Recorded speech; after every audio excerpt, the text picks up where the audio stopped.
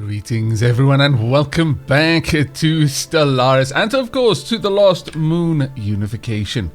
Right, in today's episode we are likely going to be continuing our attempt to jump all the way down to the Yuht world, the homeworld. Let's see, we've got the Serenity down here, which is, are you currently building a wormhole? Good. We have also got a couple of ships checking things out, and generally a bunch of our science ships doing various things around the world. You're moving across to perform assisting research. Good. And the same there. We generally want to keep these in areas where we're going to get a decent amount of research. Now, a lot of people have reminded me that when we colonize a system, this is core systems, not core worlds. And so if I colonize here, I'm going to get 2 planets for the price of 1 system. And I mean, that isn't a terrible planet, to be perfectly honest. It's not bad, at the very least. I mean, this is not a great planet either, but having 2 planets of moderate size might not be a terrible idea. Still, I'm not sold on the idea. Not just yet. Anyway, what else is going on right now? System surveyed. Good. Ooh, got a. Is it? If that was a planet the size of a gas giant, I was going to be very excited. But alas, no. I believe there were various mods that enabled you to terraform gas giants into livable worlds, or it might have just been in the base game you could do that. But it was kind of an unintended thing to happen, really, because when you did it, suddenly you had a planet that was too big for the amount of tiles you could actually see. It led to some interesting things, let's just put it that way. Right, what did you just construct? Pop construction has been completed. Oh, fantastic. Plumeropolis has got its new population. Now, I will endeavor to stop being so build happy, frankly. Right, we're going to need 5 pops. We've currently only got 4. Well, we've got a couple more on the way. But I'll try to rein in my build happiness. Largely because one of the things that isn't quite as obvious when you first set up, right now, I kind of need you. Have you finished everything you were going to do over there? Yes, you have. Marvelous. I would like you to visit this location and then visit all of these as well. One of the things that I assumed is if a building wasn't in use, it simply wasn't going to be requiring maintenance. That is not the case. It still requires maintenance, whether it's being used or not. So while I was preparing for the future so that as soon as the populations were ready, they could start work, it would be better if I tried to time it much closer to the completion of the building and the population being ready. And I'll take that forward as well. We have a bunch of mines being built. Generally, I'm going to be trying to focus in this episode on developing the mineral and energy that we've got right now. Let's get down here. Mining stations, please. In fact, let's pause it just for a second. Right, we've unlocked that new tile blocker, and yes, it has been pointed out that it would have been extremely useful if I had taken the Master of Nature, because at the end of the day, I'm going to want to unblock all those tile blockers anyway, and so I would have potentially saved myself years of society research in having done that. It might still be worth doing. We'll have a look into that if we get to the next one before I grab a load of other stuff. Terraforming, energy capacity. You know what?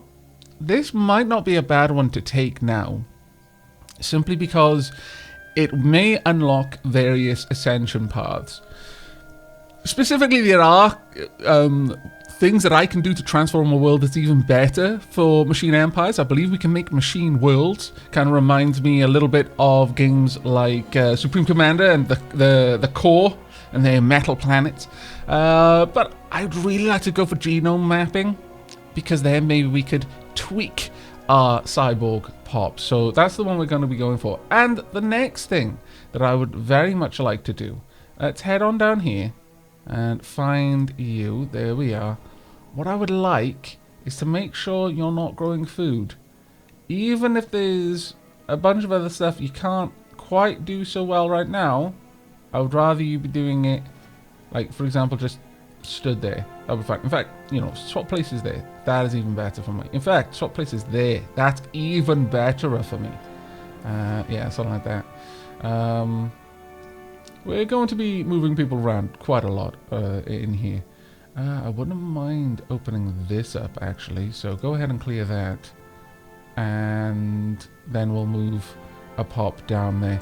Probably get a dappling pop over here, honestly. Have we got enough influence to move someone? We do. We do. Let's have a look. Have I got a dappling who's just kind of chilling out, not really doing much of anything super important? That one's almost built. We haven't built anything down here, but that one is nearly ready. So, what do we want here? I could build a science lab. It's not going to have a great deal of production. Like, let me have a quick look at the planet summary. 7 minerals. Oh no, here we are, the resource output. I think we're already producing enough of this. I think I'd rather a little bit more science. So, sure, we're going to build another science lab and we'll upgrade it to engineering as well, just so we can get that extra little bit out of it. And in terms of my dapplings, I think that we're good there, really. Plumeropolis, have you got any dapplings that could stand having a bit of a move? I'd rather not move you from there right now. Do we have any down here that I could move? We've got a couple here and there that I could tolerate moving. Really, the issue is everywhere we've got dapplings, we kind of need them. So, bit of a pain in the bum, that. Back to Plumeropolis. I think I'm going to move you. I would like to resettle you on Moravia, just so that we've got your population being represented here. So, for now, just move down to there. Let's just pop you there. There we are. It's not going to cost me too much. In fact, as soon as you've done that, there we go. I'm going to pop in there because I can see something better to do. Let's move you there instead. Unemployed. Yes, I know. We could, for example, build you a basic... yeah, a basic science lab, I think. Ooh, actually, a spare parts depot would be quite nice as well. Yeah, sure. Let's get one of those on the go. Honestly, I feel that the Mandasura race would be better on my Unity buildings. The spare parts depots, the uplink nodes, because the dapplings serve a far better purpose in a general sense than the Mandasurians do. Okay, so that it has sorted that out. We've got inactive buildings at the moment. Yes, I know. Actually, you could move over there. That'll be a little bit better for me. There we are. I mean, it's not a grand situation, to be sure. We'll start clearing these as we get a chance to. You're going to be a long while to build, so I'm not going to worry about that one too much. Have we got minerals to build anything else? No, we don't. We don't at the moment, which is fine. Take us a little while. I could upgrade this one, but again, we'll wait until the population is much closer before we look to do that. Okay, I'm fairly happy with that. Okay, and did we find anything of any particular use? No, we did not. You've got one more to check out for me, and then you can go about helping out a little bit more. There we are. This place is safe. Good. Right, want you down here. It's going to take me a little bit. By the time you get here, though, we should have those resources. Let's increase the time. And I'll do it with the hotkeys. I always get told off for not using the hotkeys enough. And it's fair. It's completely fair. I do this to myself. Ooh, okay. Yeah, sure. A small docking hatch leading to the interior of this asteroid is visible at the rim of the small crater on its surface. The hatch was likely concealed once, but it has since been exposed by micrometeorite impacts. Yes, please. Please do research that for me. That would be grand. I would be extremely happy. Right. All we need now is for this to be uncovered. And we're actually doing a fair job of checking out this space. I really... See, the thing is I don't necessarily want to create border friction. But at the same time, I kind of want to claim the land quickly before they do. Maybe if I pop something down around here, it would help out. Now, I guess it does behoove me to mention the... Oh, am I paused? Oh, no, I'm just going very slow. The changes that are coming out. Probably, I'll just skip a lot of the changes that are coming out in the next patch to one of the more divisive topics, and that is the derelict shipyard. No, it's that we are moving away from the 3 asynchronous forms of FTL. Now, anyone who is a fan of Sword of the Stars knows that they can really add a lot to the game when different species have discovered different ways of moving around, and then to protect from them you have to figure out different ways to do it. However, moving forward, Stellaris is going to move away from that. Basically, they're going to be focusing on hyperlanes. Now, that comes with some pros and some cons. Hyperlanes will offer a much more... Well, they'll create a kind of... they'll create the ability to bottleneck and defend systems at a border. You'll have a gateway into a chunk of systems because hyperlanes connect stars to each other in a very specific way. Now, that does do away with some of the strategic and tactical elements, but we are going to be losing wormholes. There will be static wormholes generated in the game, and there'll be a lot of other methods that you can unlock much later in the game, as is the case right now, so jump drives and side drives and that sort of thing. But generally, the starting races are all going to be using the same FTL. Now, that's been done for a number of reasons. Many of them are balance reasons. That is, they can't balance the type of game around... well, the war game specifically, they can't really tweak that because there's just frankly too many ways that the players can interact with it with the different asynchronous modes of FTL. Now, personally, I am quite sad to see wormholes going. I prefer wormholes. They give a real option for like guerrilla tactics, but at the same time I'm quite happy for the devs to experiment and to change things up, because at the end of the day we don't know what's going to be better and what's going to be worse. Sometimes the greatest discoveries are made by accident, so I'm happy to check it out, but I am sad to see wormholes going. I was a big fan of RTSs like Homeworld, specifically because it was 360 degrees, it was a sphere, you had space. You couldn't make a choke point in space because your enemy could come from any direction, above, below, any direction around you, and so fights felt interesting. But with this, it will put a much more emphasis on protecting key systems rather than having to just try and spread your defenses across many systems, not knowing where the enemy are going to come from. And it'll be a very different kind of war game as a result. So I'm interested in seeing where it goes. Right, but do let me know in the comments what your thoughts are, and if you have the time, do check out the dev diaries and check out the specific changes that are being suggested, and we can perhaps have a conversation in the comments below. But back to the game. So the derelict shipyard.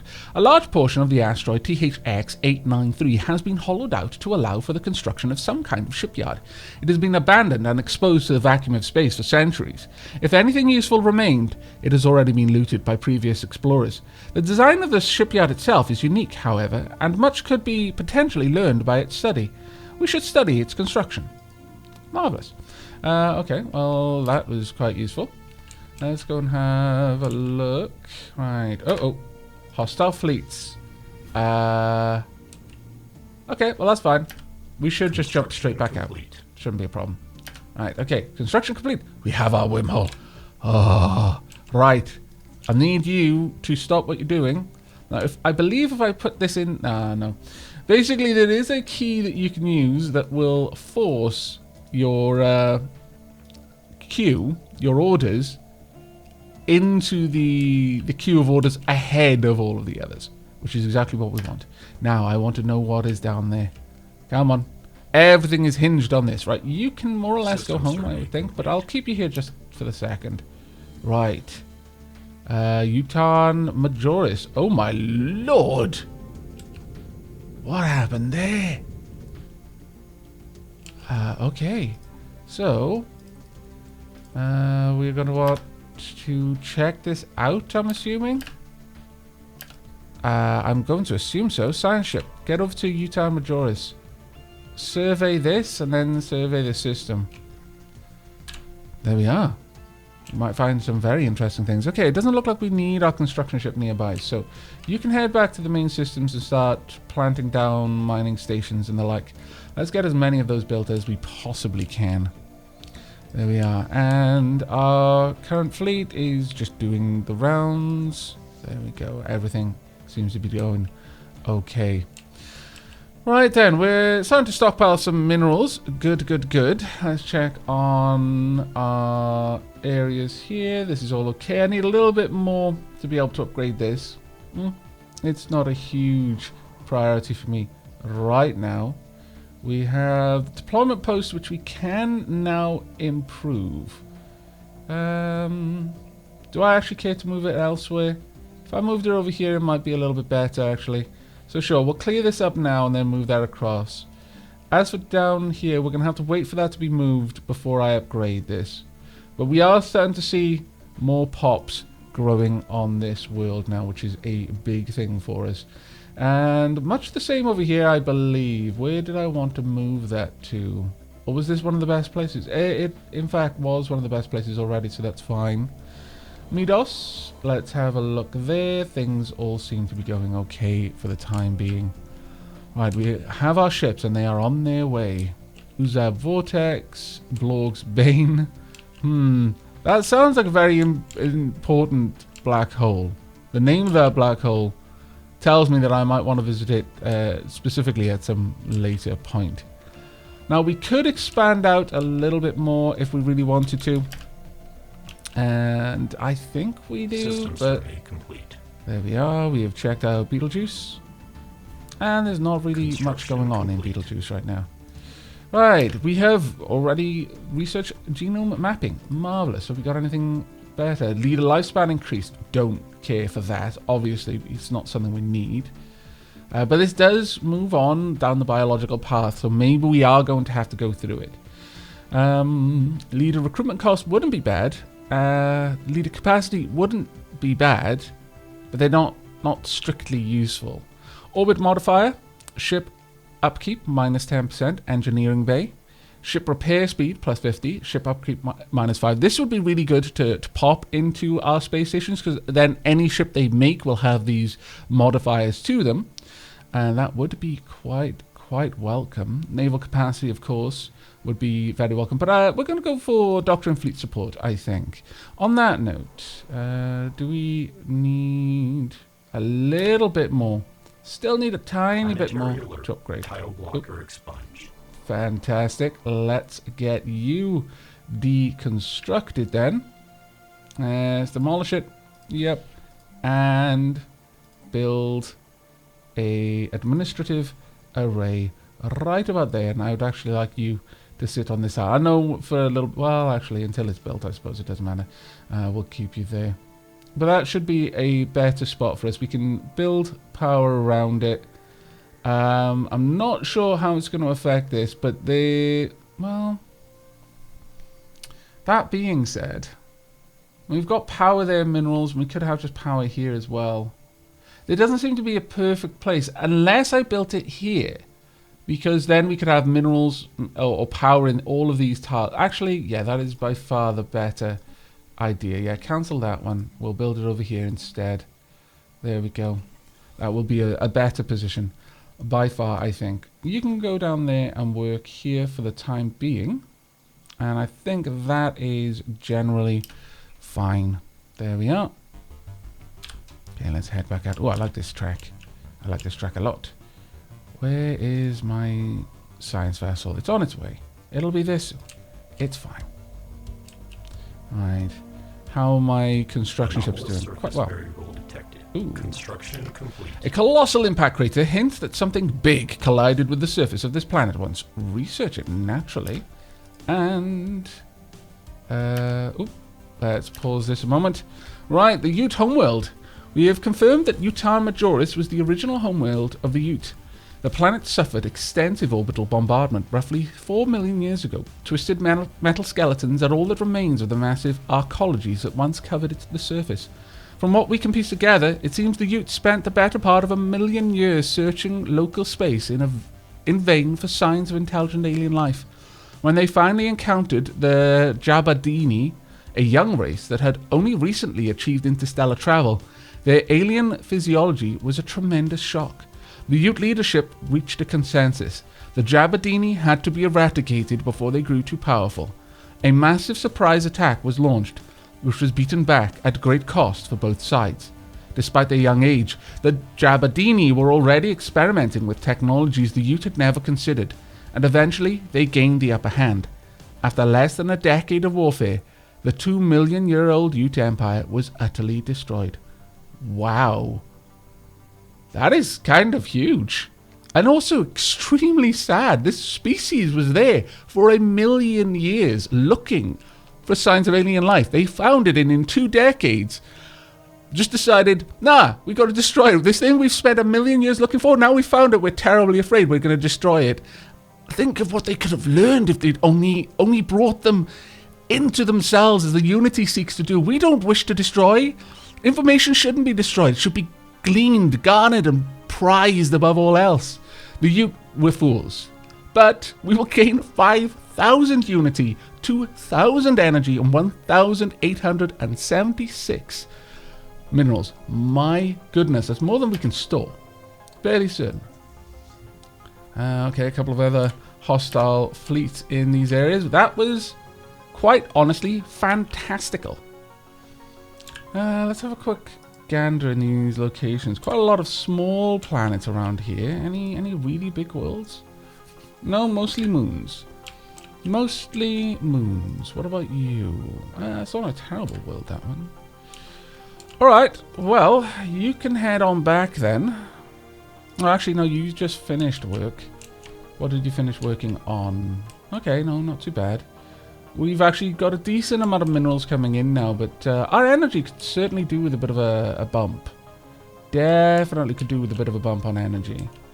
That being said, no, go ahead and build mining stations down there. Now we have got something else we can look at now.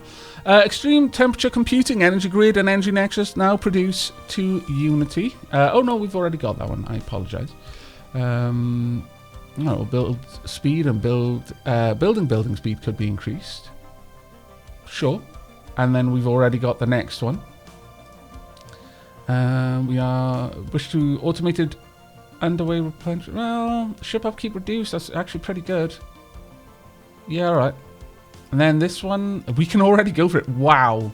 That gave us a huge leap forward. It's going to be a while before we can get anything else. 56 months exactly, but my goodness, that finished off the entire prosperity tree. Okay, empty ascension slot. Now what do we have here? We've got the research speed would be useful. Master of nature.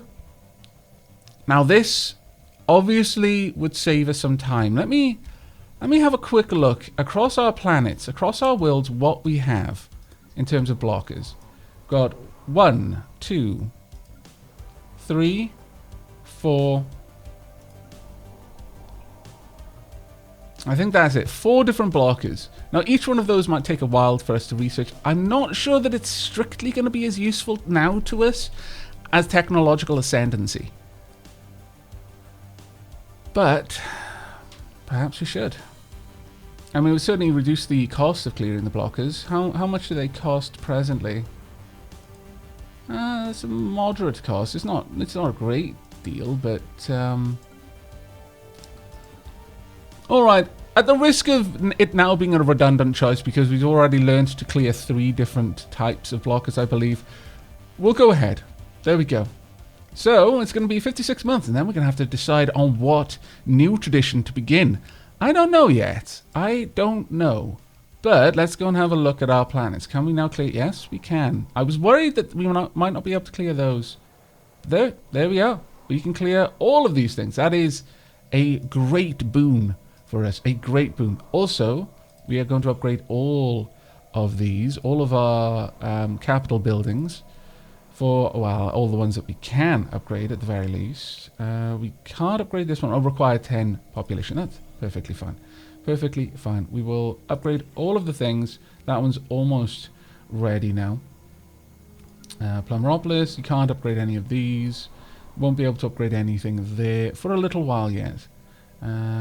We actually do want to build... I'm thinking a mine down here, but we can't. That's a bit of a pain, I'll be honest with you. Right, I would like this one to be an engineering facility. That will boost that even further. We'll just boost you and also an engineering facility down here. Let's really pump our engineering. Though I'm going to have to give physics a little bit of love sooner rather than later. But there's so many minerals. Think of all the things that we can now do. This is going to be grand. Absolutely grand. Right, asteroid collision. A large mineral-rich asteroid collided with Haribas 2 at some point during the previous 1,000 years. In what must have been a major impact event, the abundance of minerals can now be found on the planet in the vicinity of the impact crater. Oh, that's wonderful. Wonderful. I think we need another science ship, frankly. We've got so much that I need to look at. Okay, we can now make destroyers. Fantastic times. Absolutely fantastic times. Machine modification points would not be a bad one to go for. Binary motivators. We could unlock the engineering facility too. Also nice. Defense stations, projectile defense module, unlock component mass driver, so it's a better weapon. Oh well, it's not strictly a better weapon. It's a kinetic weapon. I think we're going to go with. It's a bit of a tough choice, honestly. All of them have uses. I think I'm going to go with mass drivers, though. To give us... well, no, we've already got a decent enough weapon. And we're going to have torpedoes shortly as well. So let's go ahead and start the machine modification points. I think that'll be quite useful. But I'm fairly certain we need some new things. One, I would very much like you to have a spaceport. So go ahead and build one of those for me. In fact, I would like a spaceport around all of my planets, if for no other reason that we would then be able to build solar panels. Now, I'd very much like you to upgrade. In fact, I'd like you to upgrade all the way to level 3, and we can build some really nice things there. Once that's done, I would like a new science ship. And in preparation for that, we will check out and grab ourselves a new... leader, but we'll do it once we're actually a little bit closer. Got a lot of stuff to build now, an awful lot of stuff to build. There we are. We have finished our surface construction. Hooray! We can now upgrade a couple of things.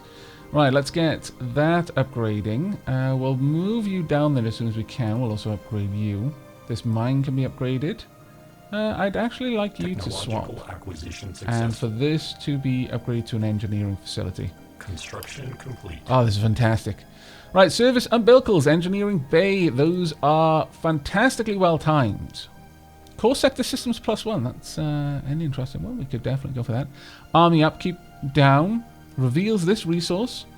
Food output +10. We totally don't need it. Like, at all. We don't need it at all. This energy dense fine dust serves as an excellent fertilizer. Unlocks building. System conflux. Produces 6 unity. And increases unity output on the planet by 10%. A massive hub facility that receives and forwards signals across interstellar distances for millions of different systems. Yes, I think so. I think that is definitely where we're going. Certainly over core systems, we don't need that right now. All right, I think that is marvelous. Also, I think now would be the time for us to colonize a new planet or 2, or maybe even 3. Let's find the best planets that we have available. Let's organize it by size. It's a 0% habitability. It's a barren world. We cannot colonize it. At least I don't think we can. Or can we? It's a terraforming candidate, of course, yes. Now, so many minerals on this planet. It's really quite glorious in that sense. We've got a lot of energy potential here. I think it's going to be Fulaz. I think it has to be Fulaz. So we're going to go ahead and we're going to drop down a colony ship of Dapplings, I think. Let's get you there. Lacking the 204 we need. Really? Okay, well, we did just go on a big spending spree, I suppose, so that makes sense. We're probably going to be going on another spending spree in a moment. Have we looked at this place in any great depth? Or... no? I'm sure that... oh, wrong place. Fair enough. Rightio. Let's get surveying going on in all of the worlds where there are habitable worlds first, and then you can start just checking out the ones around them as well. I want to know if there's anywhere that I would like to expand to as a fairly high priority, actually. You can return. We no longer need you out there. And let's pause for a moment. By chance, we stumbled upon a faint alien signal during the survey of this planet. The source appears to be a small object in orbit. The signal contains no message. Could it be a distress transponder? Sure, have a look. And we have no physics research, and I no longer know what we researched. Well, draft and dam and blast. Energy storage and the energy nexus, which will now produce unity as well, I believe. If we just go and double check our traditions, do the energy nexus now produce... yep, they do. So, yes, we are. And it'll be great to have that extra unity as well. I mean, there's lots of other things that we could look into, certainly, but right now I think that's a bit of a higher priority. And I'm going to design the destroyer in the next episode, so unless something really big happens that forces my hand right now. Okay, I would like now to go ahead and get a colony ship over here. Expansion cost doesn't really matter, we can pick from anywhere. Let's send a Dappling from Avakis, I think, over here. I mean, we can use... oh, we can't actually get rid of these life forms, which is interesting. That is very interesting, actually. We might need to... I believe these are titanic life forms, yes. The life forms of this planet are built on a massive scale and can be incredibly dangerous, even without meaning any harm. We might want to station some armies here, just in case the titanic life turns on us. Actually, do we have any... we can't... we can't colonize with the new species. We can only move them there. Actually, I think I would like to allow them to be moved around to colonize. Let's give you set rights, colonization rights, colonization allowed. Yes, because I wouldn't mind getting you out there just to seed some of these positions, because honestly there's no energy or minerals that I can land on, so it doesn't seem like there's much sense in that just yet. That being said, is there a better place that I could pop anything that... like, honestly, this would be one of the best places to land our center on. Bit of a shame there, but okay. We could go here and still get 3.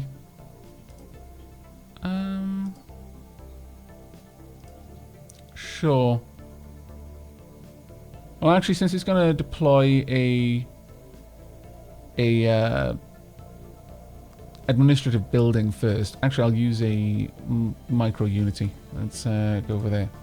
There we go. Full as Prime.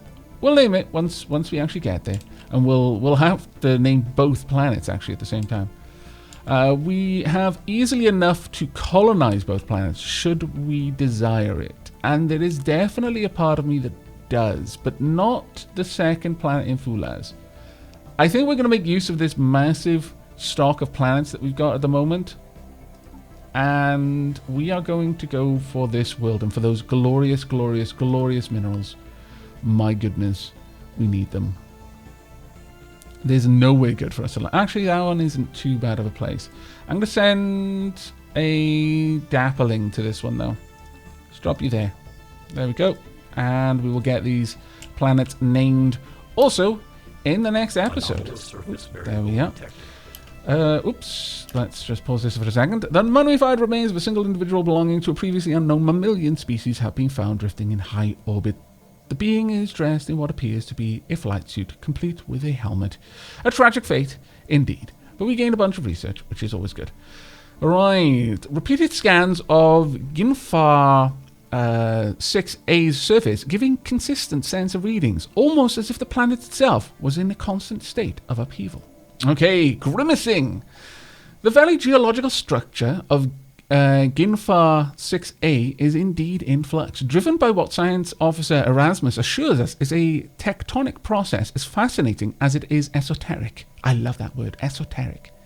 What is of more interest to the Lost Moon Unification is that we may be able to strategically halt the planet's ceaseless, chaotic self-transformation.